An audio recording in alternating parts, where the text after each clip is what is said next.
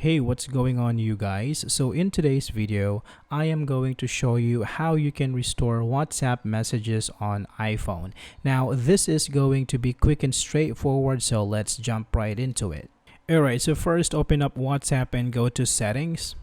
Now, from here, you can tap on chats and tap on chat backup.